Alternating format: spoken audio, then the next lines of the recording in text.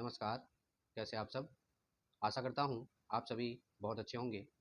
आपके अपने किताबीपन के इस यूट्यूब चैनल पर मैं आप सभी का हार्दिक स्वागत करता हूँ।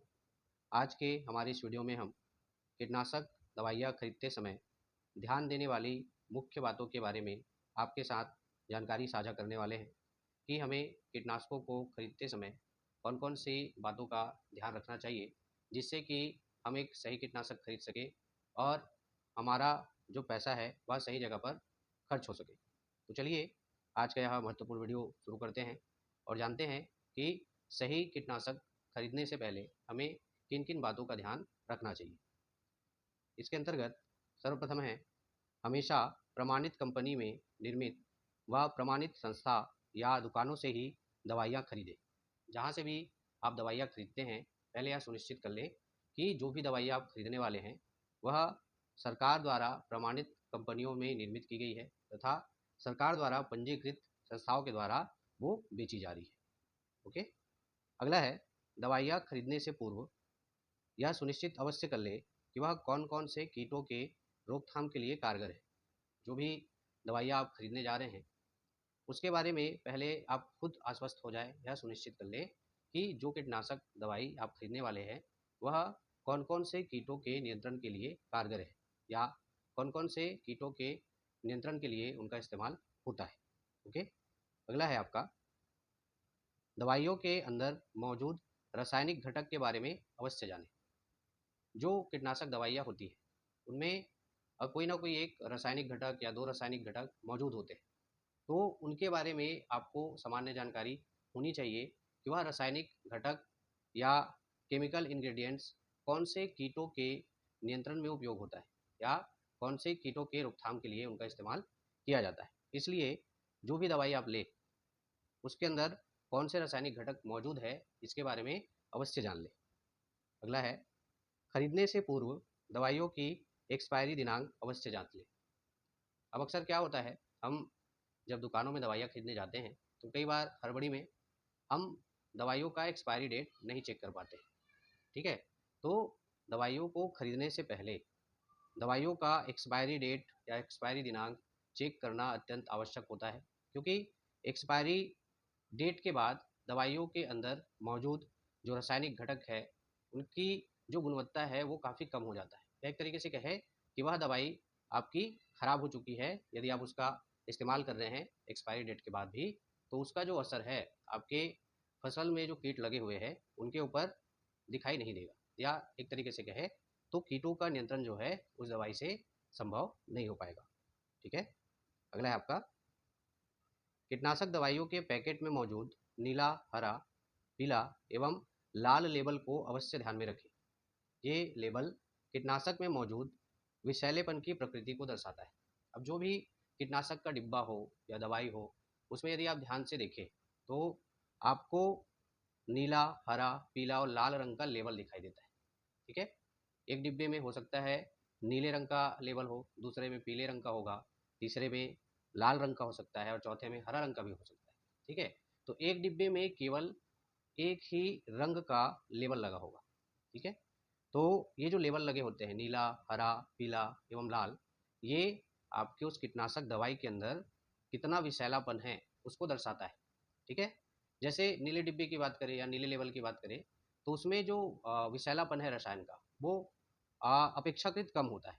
लेकिन वही लाल लेवल वाले डिब्बे की बात करें, तो उसमें रसायन का जो विषैलापन है वह अत्यधिक होता है, बहुत अधिक होता है। ठीक है? इसलिए आपको कीटनाशकों को खरीदने से पूर्व उसके लेवल के बारे में भी या लेवल के रंग के भी बारे में जानकारी होना आवश्यक है। ठीक है? अगला है आपका, हमेशा आवश्यकता के अनुरूप ही दवाइयाँ खरीदें। ठीक है? इसका तात्पर्य यह है कि जितनी दवाइयों की आवश्यकता है, ठीक है?